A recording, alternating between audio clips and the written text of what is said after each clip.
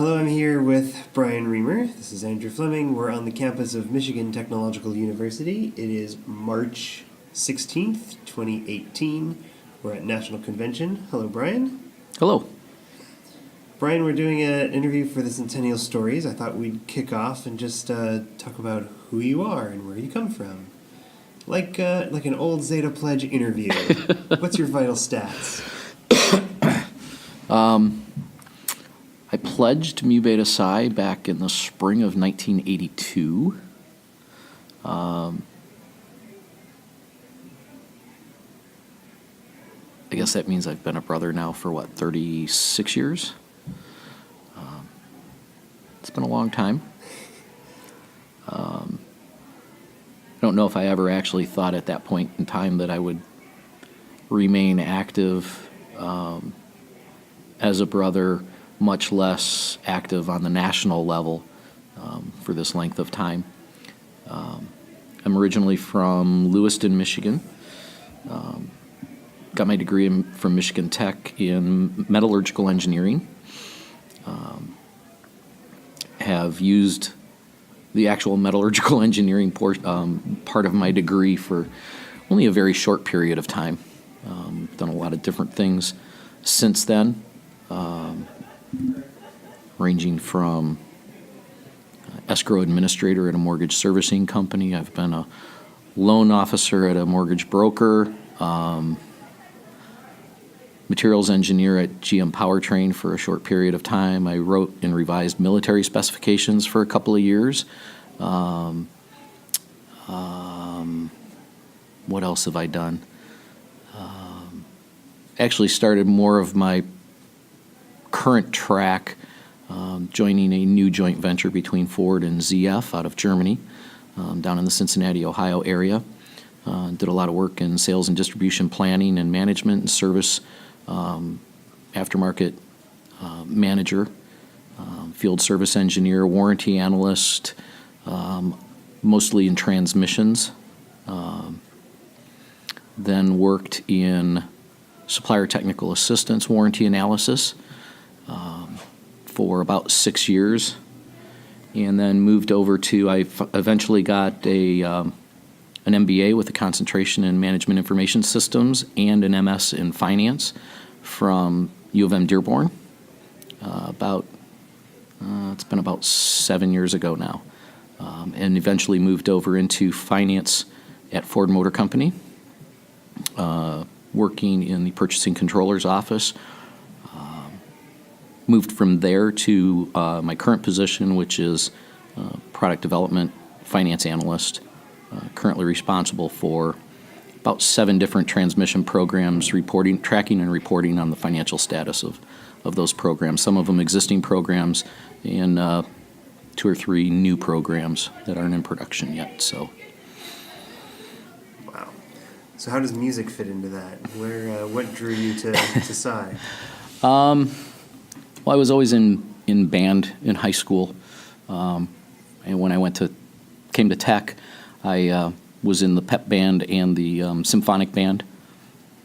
Always interested in music, and got to know some of the current brothers at Zeta through my band affiliations, and thought, hey, looks like something I'd like to do. Wasn't really interested in the social fraternities things, so it was a good fit for me in being able to support the music programs at Michigan Tech. Were there any particular brothers that influenced you, or faculty that influenced you? I don't think there was anybody that really influenced me. I think it was more a general feeling that that Mu Beta Psi was a close-knit group of people that had a common purpose and a common goal on the campus.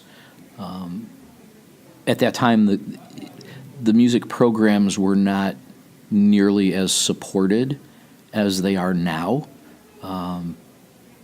In fact, they didn't even have a fine arts department at that point. I mean, it was, or if they did, it was very fledgling at best. That's not to say that there weren't musical programs on campus. There clearly was the pep band, there was the symphonic band, there was an orchestra, there was a jazz band. So there were music programs, but they didn't have the support of the university that they have now. And so Mu Beta Psi filled that void and really gave some very much needed support to those programs. What were the kinds of things they would do? A lot of it was setups for concerts, ushering,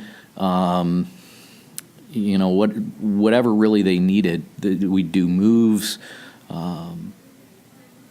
That was the majority of the support for the programs. They would do some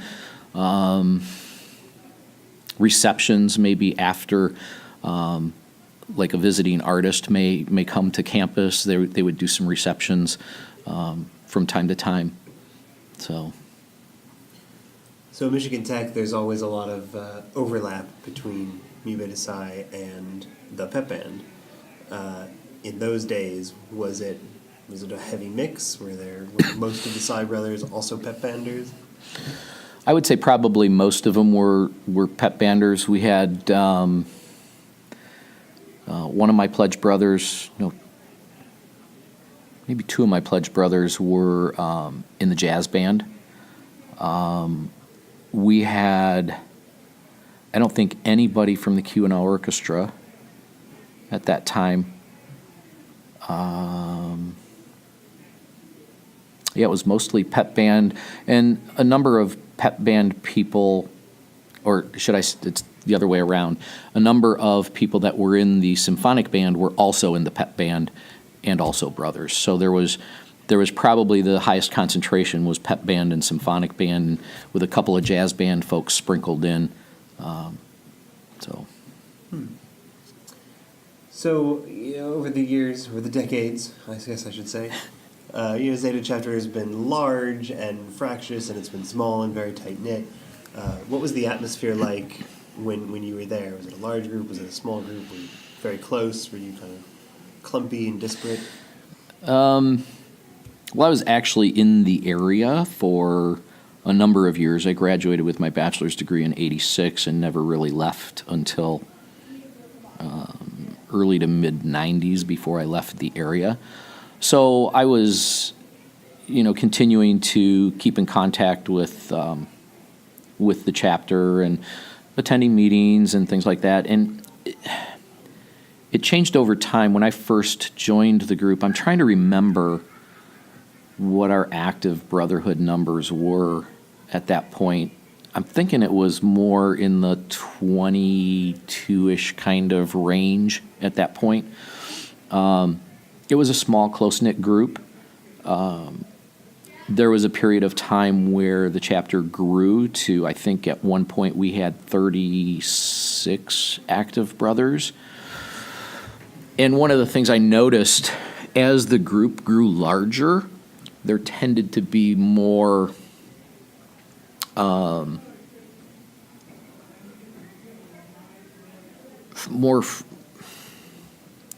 tended to be more factions within the group, maybe a little more polarized, and that led to some internal issues.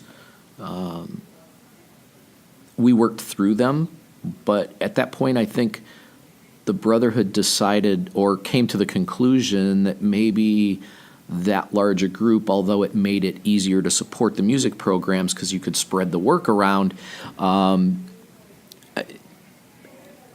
think people grew cautious about having a group that large. But when you first joined, it was a smaller and more tight-knit? Yes. You've mentioned before, in the regaling of stories, in kind of a more tight-knit, close group, feeling a lot of support at a critical point in your life. Could you talk a little bit about that? Well,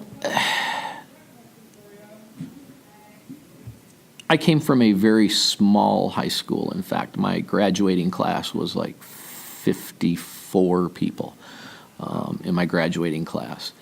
It was a rural school. If you were someone who was on the higher end of the academic scale and didn't participate in sports, I wouldn't say you tended to be ostracized, but you weren't part of the in-group, shall we say. When I came to Tech, that was kind of I don't want to say an eye-opener, but there was a lot more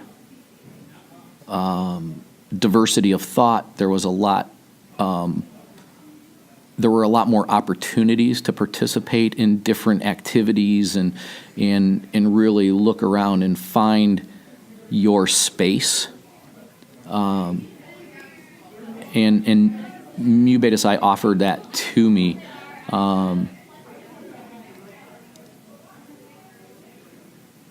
I felt almost like I was home as a part of Mu Beta Psi. And then as I progressed through my education here, and really came to understand who I was, it came to the point where I almost felt like I was hiding who I was from my brothers, and I didn't feel that was right. So I think I was vice president of the chapter. I had graduated, gone to Alumni Association, and then I came back active in the chapter and was elected vice president of the chapter. And these brothers were people that I had been around for quite a number of years. And I just felt that it was important for me to be honest with my brothers. And it was a little, I don't want to say it was nerve-wracking, but it was a time when I needed to be honest with my brothers and the people that I trusted about who I was. And so at a meeting, I came out to my brothers and said, I'm gay. And everybody was like, yeah, so? Why is that an issue? But I explained to him, that I felt like I was hiding something from my brothers, and that wasn't right, because these are people that I trusted and who I felt I needed to be honest with. And it was no big deal. It seriously was no big deal. And we're talking, late 80s kind of time frame, when could have been a big deal. It very well could have been, when you look back at that time frame. But that just reaffirmed my feeling and understanding that these were my brothers. They had my back, and it was not something that was important to them. So it was reaffirming and comforting, I guess. That's incredible, to have that kind of a bond with a group of people. Does that carry over? Are you still in touch with any of the folks from those days? Occasionally, I run into some of them. In fact, last month, Matt Zander was in town in the Detroit area, and a bunch of people got together and went out to dinner with Matt. So that was the first time I'd seen some of those folks in quite a long time. So that was nice. Well, I hear a rumor that one of your little brothers, Deb Zay, still lives here in Houghton. I hope we see her at the banquet tomorrow. I have heard that rumor. In fact, 2 years ago at Alumni Association hosted convention in Detroit, I found myself riding in a car with her son, who is a brother also. That was I'm like, wait a minute, no, no, you can't be the son of my little sib. That makes me very old. Wasn't that, was it a couple of years ago that happened with the grants, right? It was, it probably was convention 2009. That's right, the last time it was here at Michigan Tech. Yeah, I was in the MUB milling around with folks in the kind of gathering room, and a Zeta brother walked up to me and said, "Hi, I'm Bill Grant." And I looked at him and I said, "No, you're not." He said, "Yeah, I'm Bill Grant." I said, "No, you can't be." He was the son of two of my pledge brothers who got married. That was a little bit of a kick in the shorts. But now to have your little brother have a son. Yes. That's funny. But you have you yourself have a large family. So you must have some of your boys in college age. Do you think you could groom any of them for a musical future?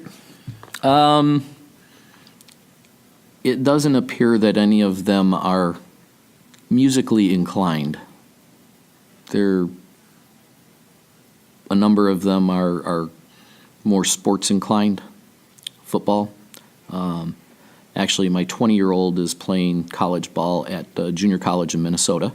Wow. Hopefully he's planning on transferring to somewhere in Michigan. Crossing his fingers, he's trying to see if he can get a scholarship to a D2 school to play football. So Nice. I've got a 13-year-old and 11-year-old, both in middle school, that decided they wanted to wrestle this year. They've been playing football for quite a few years. Decided they wanted to wrestle for the middle school team. Never wrestled before. My 11-year-old is undefeated. And my 13-year-old wins most of his matches. He's lost like 3 matches, but he wins most of his matches in 5 to 20 seconds. He's a brute. He's taller than I am and in size 17 shoes at 13. So he just picks them up, throws them on the mat, and lays on them. Wow. Well, so let's return to your career, right? So you pledged in 1982. You graduated. I got my bachelor's degree in 86. 86. And then 2 years later, when convention was here at Michigan Tech, you were appointed to the Board of Trustees.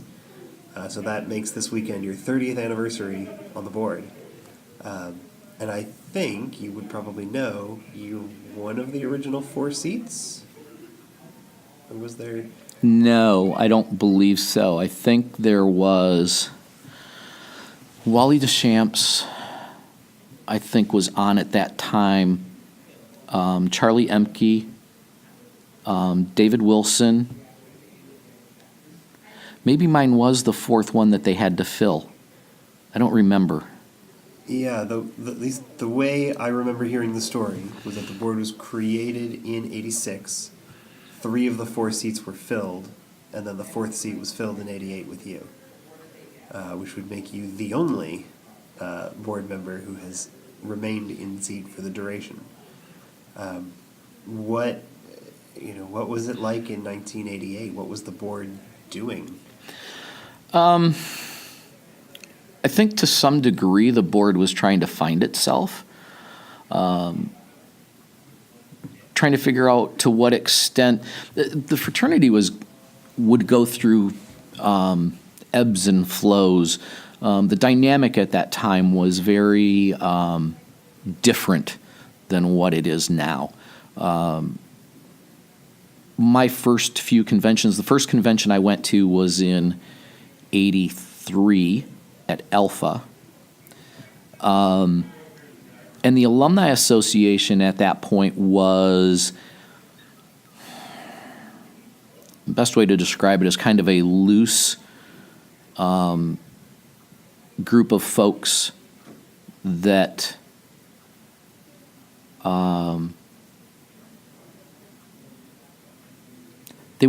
it didn't seem that they were really accepted by the collegiate brothers.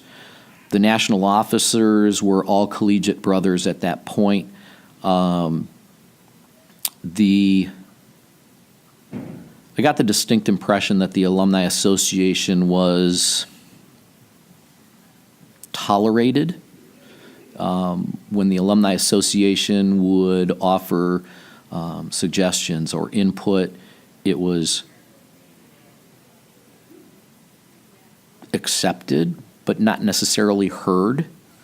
It seems You like see the word accepted, but your face does not say accepted. yeah.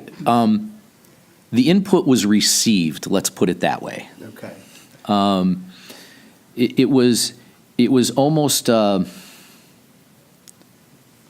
It wasn't really a conflict, but it was. I got the distinct impression that the collegiate brothers said, "This is our fraternity, and you, the Alumni Association, can just sit in the corner over there." And it was almost to that extent. It seemed like. And then in my time on the board, it's gone in ups and downs to where there were points where the national organization or the collegiates would say, why are you the board being so active? Why are you getting into why are you being so active about trying to manage the fraternity? And so we would back off. And then when you backed off, it seems like 4 or 5 years later, when the board would be reviewed, it would be, why aren't you doing more? What are you doing? Why aren't you doing anything? So it went up and down like that a few times. And I think now we've gotten to a point where the Brotherhood actually accepts the board being a little more proactive. And I think it really was,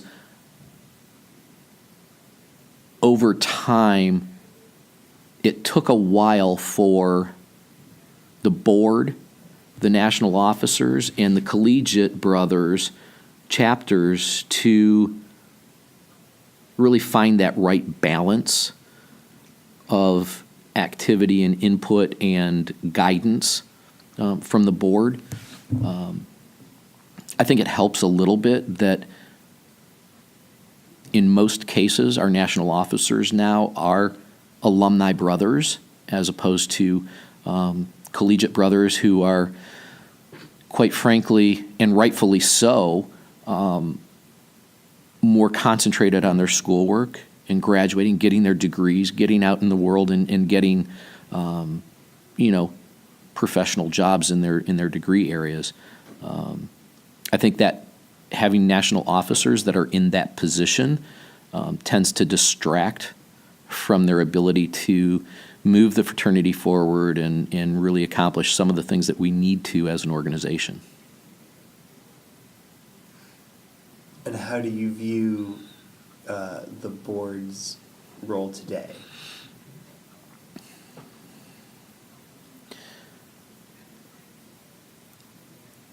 I think we're moving more in a direction of trying to get a handle on more of a strategic role moving forward, trying to provide guidance from a strategic standpoint, trying to understand what do the chapters want, what do they need, what do the national officers need, what is the direction the Brotherhood wants to go. And understanding that and understanding what things may be inhibiting our ability to do that and to move forward and to accomplish some of the things that we want to accomplish. We're moving in that direction to figure out those things. We're being more active, proactive about trying to figure those things out and put a plan together now to help guide the fraternity. And I think that's really one of the main responsibilities of the board, is to provide that kind of strategic guidance that the organization can work within to accomplish what we ultimately want to accomplish. But the chapters need to be involved in that process, right? It is their fraternity. It's their brotherhood. It's our responsibility as a board to help them accomplish what they want to accomplish and provide that strategic structure around what they want to accomplish. Do you ever feel that is, what's the analogy? It's almost like, running on a treadmill at times, when every 4 years the chapters are entirely refreshed. It's how do you, as the board, keep your eye on the ball, as it were, to understand what the chapters need as the chapters themselves are figuring that out and changing? Well, I'm hoping that in general, I think part of the issue is that there's never really been a clear statement of national direction. And so the chapters really don't know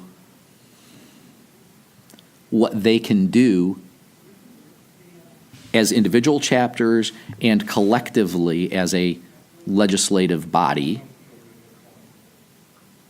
what they can do to move the fraternity forward. So I think chapters have been acting more on a local individual basis, and so it tends to become disjointed. And some chapters may move forward in this direction, other chapters move in this direction, but there's no cohesive national direction that all the chapters can work toward. And so hopefully getting that national strategic vision out there and supporting that, and the board helping to define that strategic direction, hopefully chapters can start to work more cohesively, both within their chapters and together, to try to move everybody in a single direction. I don't think you're going to get, as a national organization, I don't think you're going to get to an end point without having that strategic direction out there that everybody is working toward. And I think overall, over the many years, that's probably been one of our biggest weaknesses. And that's quite frankly why I've been working over the past year or so on some thought starters and some, higher level kinds of, what are we doing here? Where have we been? Where are we now? Where do we want to go? Do we have the right structures? Do we have the right policies? Do we have the right goals? And then the obvious question is, well, how do we know if we do? We don't know until we actually understand what are our strengths, what are our external threats? Because we've lost so many chapters over time, and I don't know that we've really understood what the threats were that were there. We didn't see them in time. So, can you give an example? well, I think Delta is a great example. Delta chapter was around for decades, right? And they were always a strong chapter. They almost always had 30 or more brothers at Delta. But over the years, I don't know if the chapter became complacent or if there was a misunderstanding of the threat that professional music fraternities coming onto campus posed to Delta. But I think at the end of the day, that ultimately was something that once it was realized, it was too late. But the other thing is, we need to understand what our strengths are, because if you understand as an organization what your strengths are, you can market those strengths and offer those up in your recruiting that kind of differentiates you from the other professional music organizations or fraternities that may show up on your campus. And that's really the thing. It's not a fight with those folks for membership. It's distinguishing yourself from them and offering an alternative to potential brothers. So I just think that over time there have been threats that certain chapters didn't recognize early enough and didn't understand how to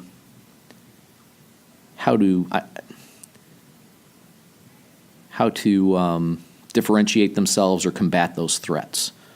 And I think in some cases that's what led to some of our chapters disappearing. There have been other reasons, but I think we need to understand what those strengths and weaknesses are and what those threats are, so that we can better, I don't know about protect ourselves, but better react to them and leverage the strengths that we do have. Yeah, I agree. So we've talked a lot about the strategic direction of the board. The board is a bit of a many-headed hydra in that there's that aspect of it, there's an advisory aspect of it, there's a judicial aspect of it. How do you see the balance of these various things the board is tasked with?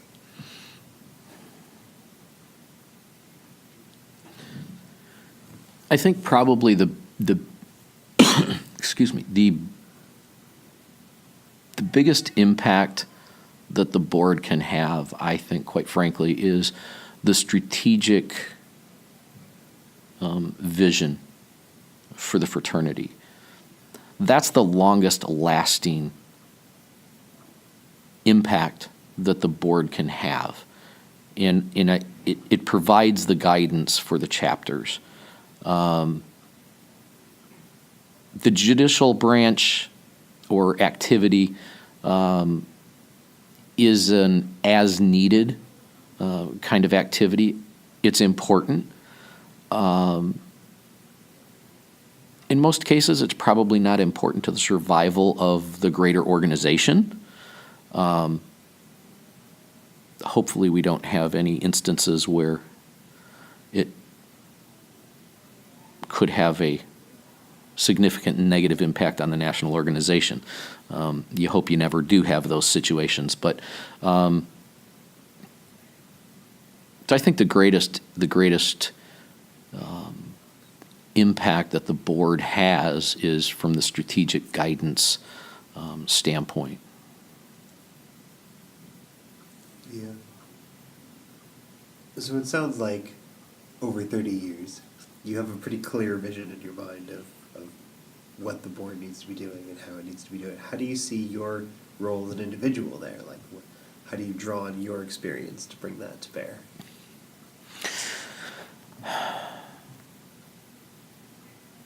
Well, at this point right now, I'm trying to work through a logical thought process to develop the information and data that we need to be able to put together a strategic plan. And so I've collected data at this point And over the next year or so, be working on trying to develop a strategic plan based on that input from every chapter and national officers and board members, and hopefully be able to cement some more things into place. But it's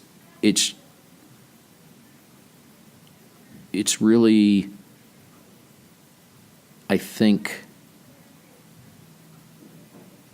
showing that passion for developing that strategic plan and being able to communicate to the brotherhood how important that is to the organization.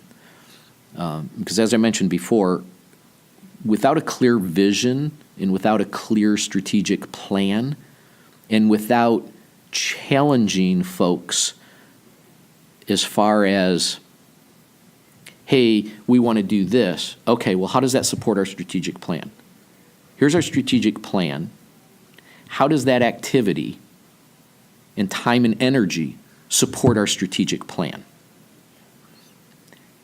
And if you can't tell us how it supports that strategic plan, I would challenge them to say, what benefit are we getting from it then?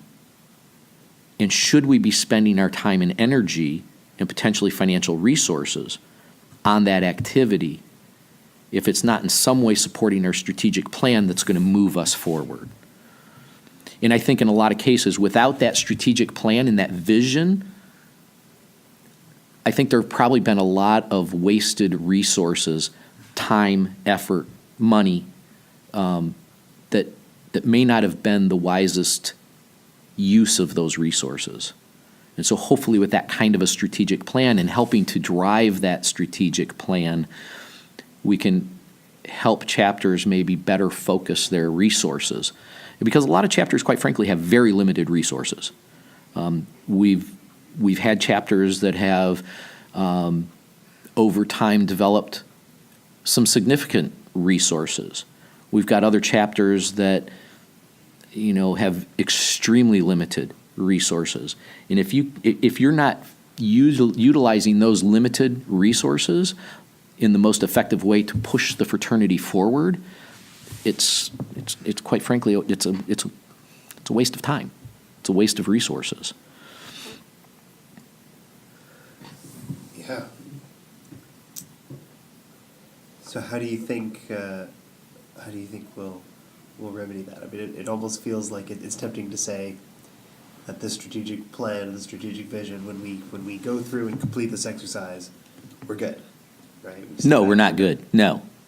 There needs to be constant, and I think, quite frankly, it starts with the board, but I think it needs to be pushed down to and ingrained in all of our national officers that this is the strategic plan. If someone wants to introduce a new goal, right, the first question should be, how does this goal support our strategic plan? What section of the strategic plan and what specific item in that strategic plan does this goal support? And if they can't adequately identify that to the board, I would question why it needs to be a goal. There has to be, the board has to lead that mindset of focusing on advancing the strategic plan.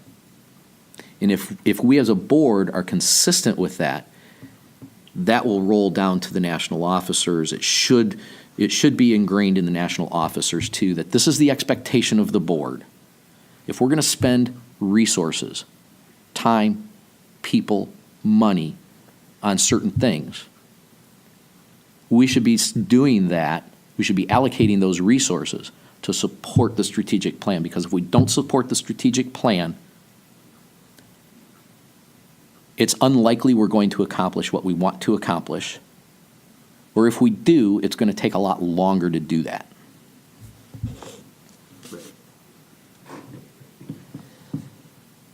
So I'm going to take a wild stab and say 30 years ago in 1988, you did not have this crystal clear of a vision No, for what we need to do. Nope.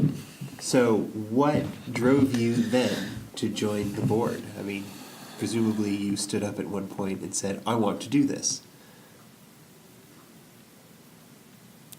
You know, I really don't know. I don't know if it was, I'm now out of college. I'd like to stay active. This is an opportunity to do that.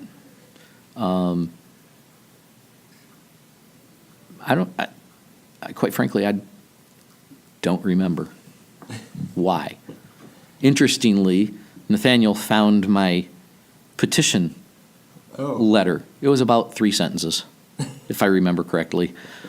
Please pick me? Yeah, it was so simple back then. I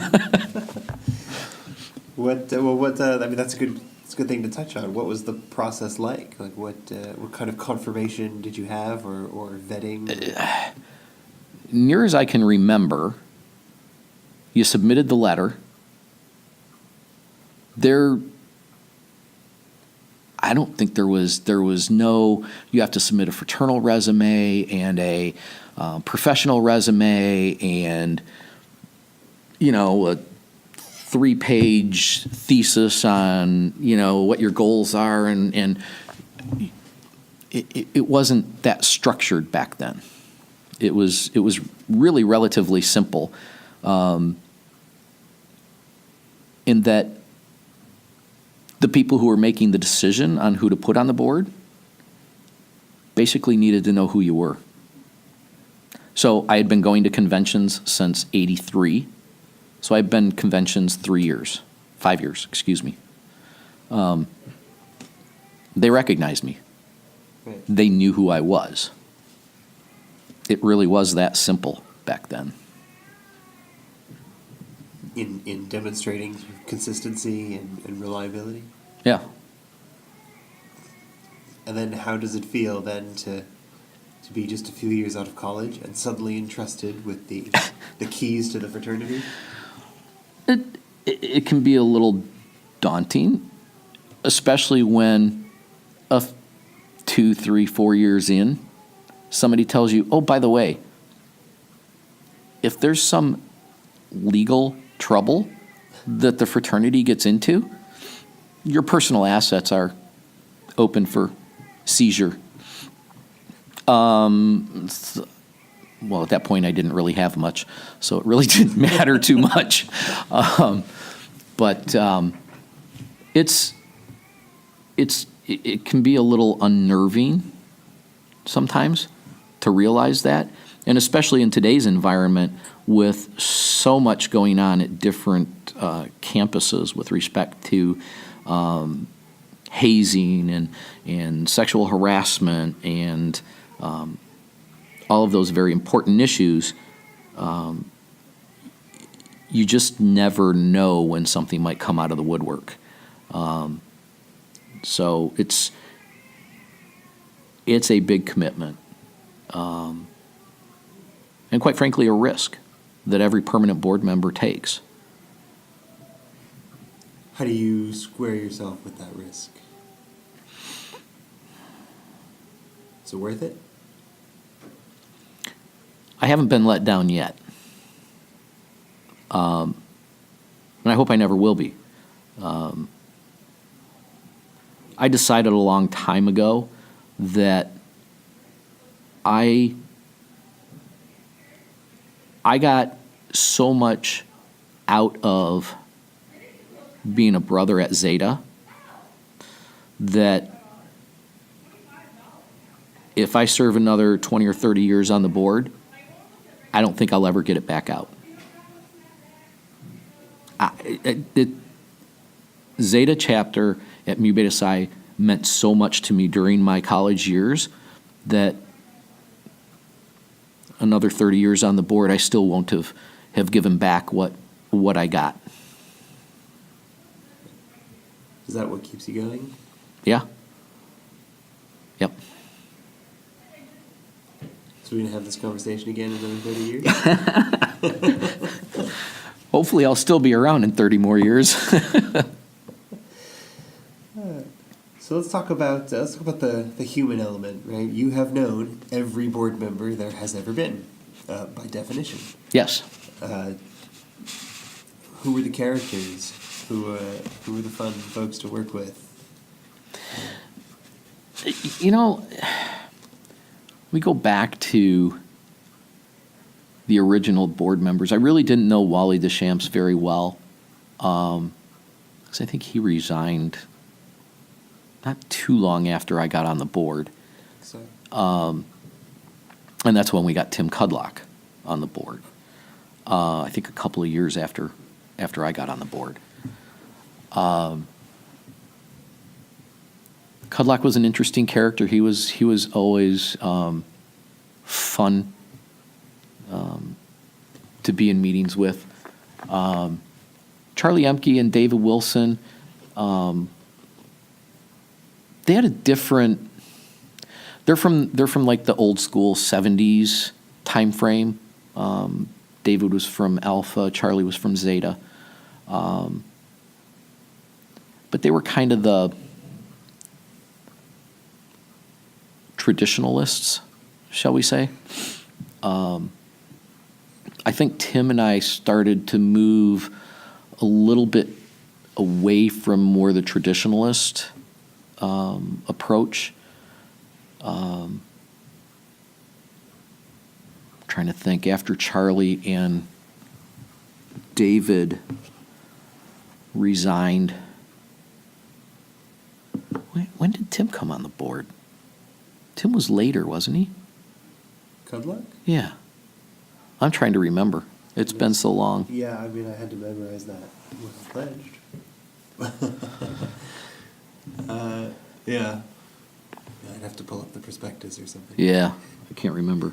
But we had a fairly stable period when Gail Kirby was on the board. And more recently, of course, we've been relatively stable with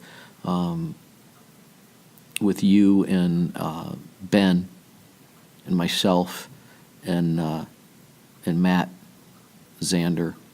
I think it's a good thing that we recently expanded the board to include a fifth permanent member. And I hope moving forward that we have a generally stable group of permanent board members that work well together and are able to move the fraternity forward and give that vision and guidance to the chapters. Because again, I think, and rightly so, chapters have a limited planning horizon. They have a more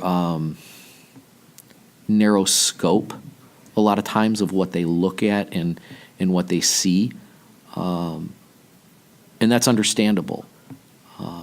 And again, that's why I think it's the board's responsibility to keep reminding everyone that there is a larger vision, there is a larger mission, and a larger strategic direction that we as a national organization cannot accomplish without the chapters.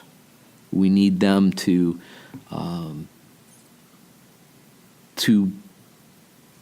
for lack of a better phrase, buy into that strategic direction and vision for the national organization. Otherwise, I think we're going to continue to be, I think, something less than what the Brotherhood really wants to be. How do you mean? Well, I think for a long time, relatively long time, everybody's like, oh, yay, we got another chapter. Oh, we just lost a chapter. There always seems to be this desire to have more chapters and to expand the organization. Don't really know where the organization really thinks the right size is what the right geographical representation is for the organization. But there always seems to be this desire to have more chapters. And I think unless we all buy into a vision and a strategy to get there, and we all work toward that, I don't know how we get there. The biggest part of it is chapter maintenance, in my view. We haven't really figured out the right formula for chapter maintenance, as evidenced by the fact that we get a chapter and 3 years later the chapter's closed, or 7 years later the chapter's closed. I don't know what the right answer is for that, but we need to figure it out. I mean, we're at what, letter 18 of the Greek alphabet? I'd have to count, but somewhere in that neighborhood. And we only have six active chapters, plus Alumni Association. Mm-hmm. Where are the other 12? Yeah. Do you think an organization like this, which seems to hover around the same size, certainly throughout my career, do you think there's something to be said for being good at being a small organization? If that's the answer for the organization, that's not a problem. But I don't know that anybody's decided that that's the right answer. I don't know. Maybe that is the right answer. Maybe the right answer is 6 or 8 chapters, active chapters. Great. If that's the answer and that's the goal that this fraternity wants, then let's figure out how to do that. But you're never going to be at 8 chapters unless you can retain the chapters you bring in. How do you do that? What are we missing in that whole chapter maintenance, chapter retention arena? We're obviously missing something. Otherwise, we wouldn't be at letter 18 with only 6 active chapters. Yeah. If the answer is we want to have 15 or 20 chapters, great. Let's figure out how to maintain the ones we have and figure out how do we get new chapters. What do we leverage to get new chapters? And retain those chapters once they come in. Because that's our greatest fault, is we lose them a lot of times very soon after they're initiated.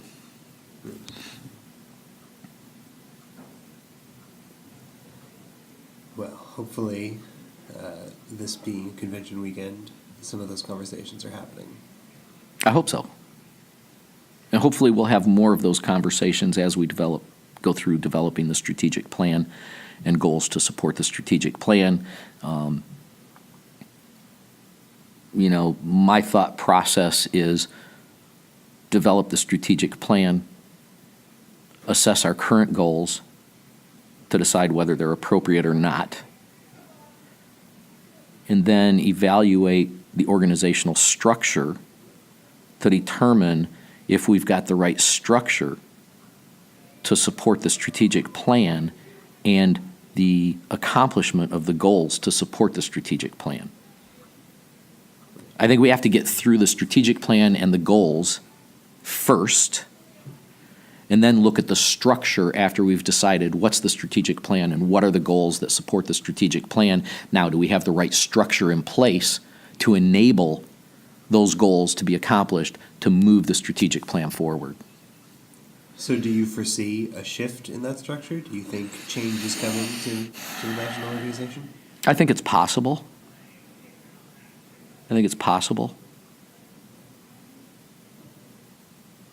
more from I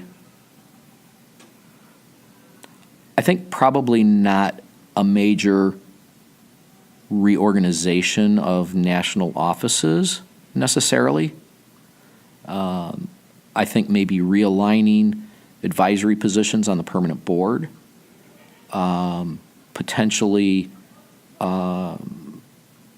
implementing a more defined reporting structure and implementing some type of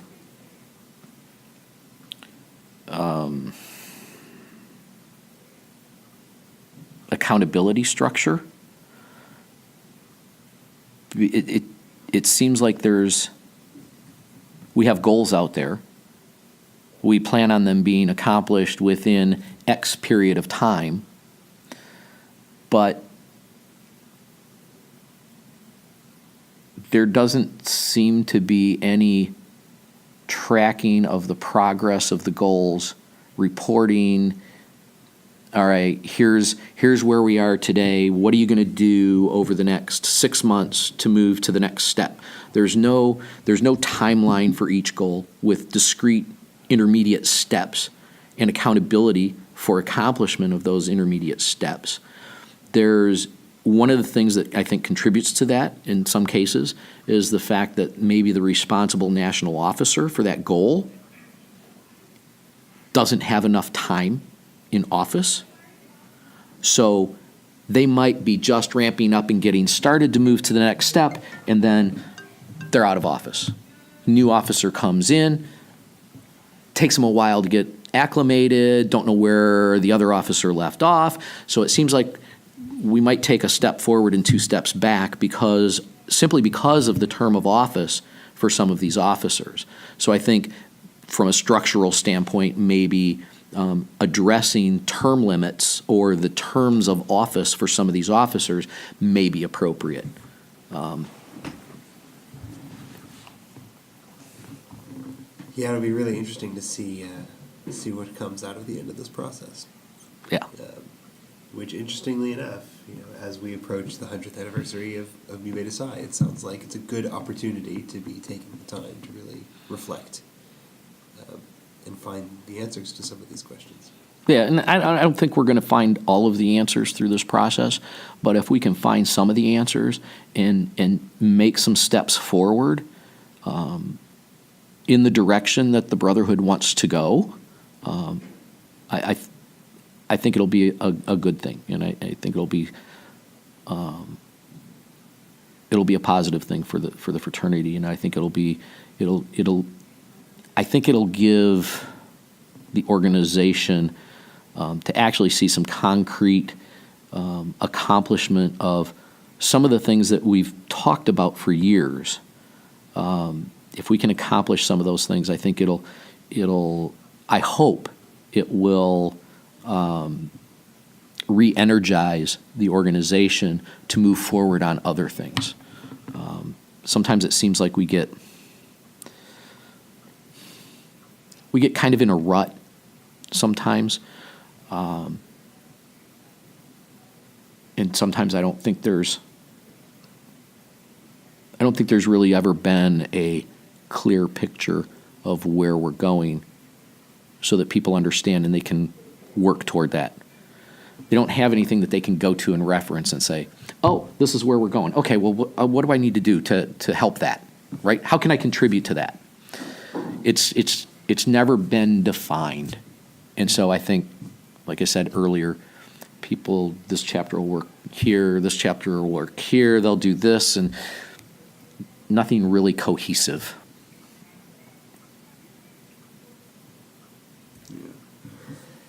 Yeah, I feel like we could talk about this for hours and hours. We don't have too much time before we have to get back to the business of convention.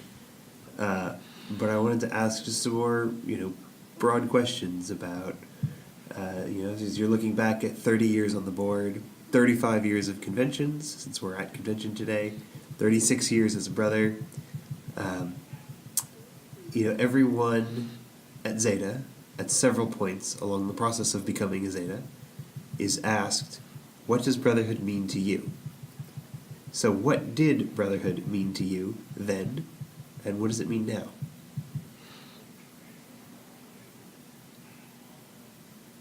Well, I think as I mentioned earlier, back then, it was someplace to belong. It was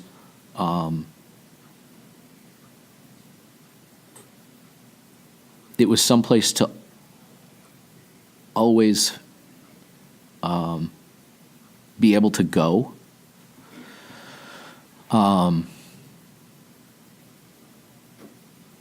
Now it's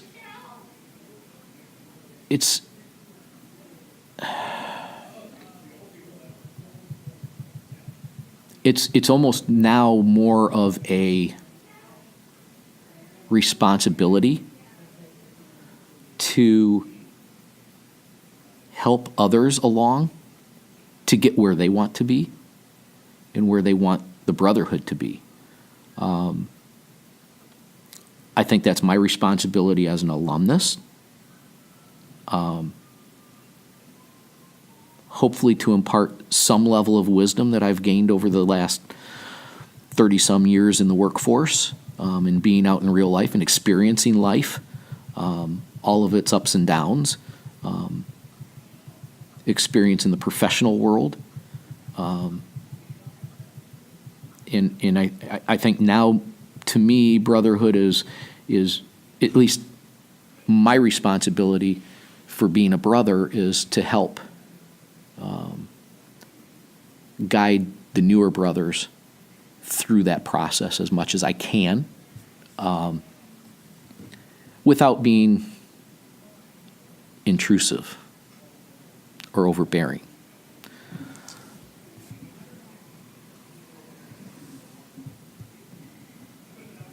Sorry, can you just check for a second? I think we had a problem.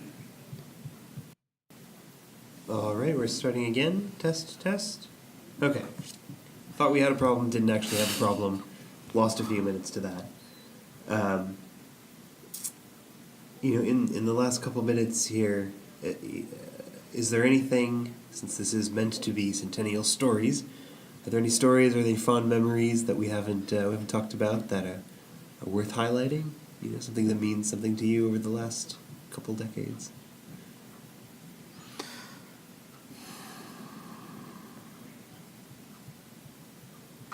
I know there are a lot of stories that probably aren't going to get recorded. Yeah. There are stories that can't be recorded.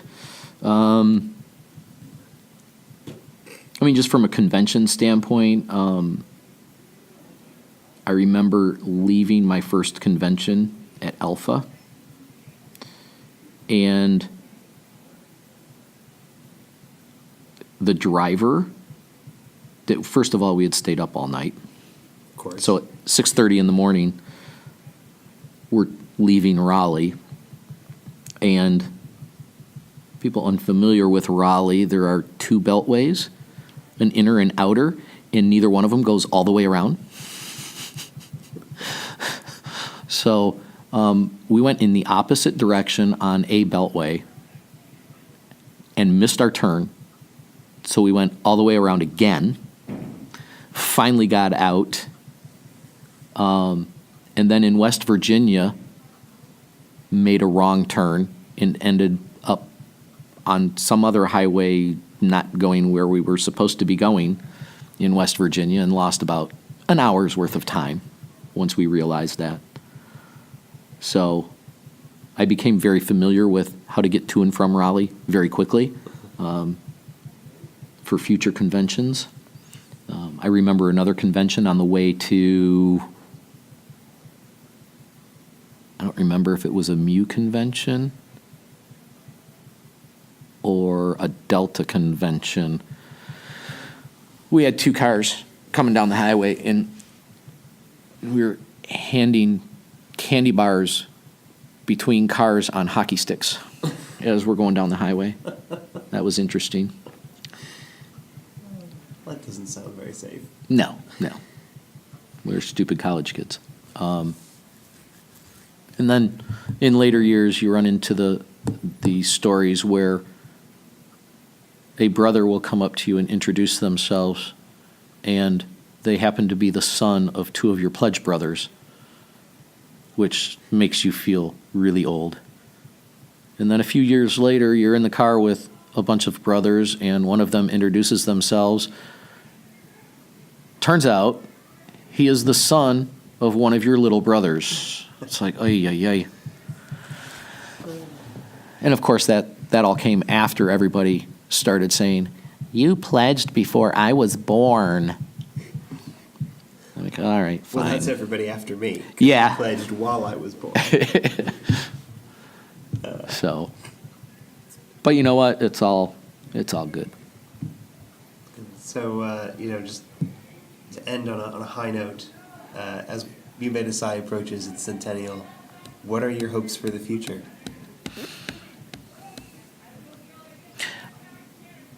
I hope that Mubedasai reaches their goal. Whatever that goal is. I think Mubedasai needs to define that goal. But I hope they accomplish it. Is it to be a nationally recognized partner in the promotion of music? I don't know. Is it to be a small confederation of collegiate chapters that promote music on a more localized basis? I don't know.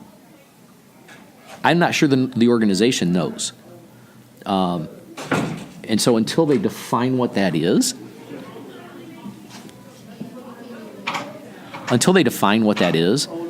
I think they need to.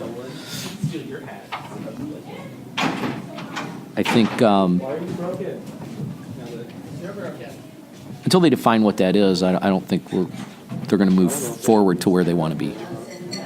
All right. Well, as you can hear, the next meeting is beginning, so we'll wrap it up here. Thank you very much, Where's one of the Bryan. row outs? All right, you're welcome.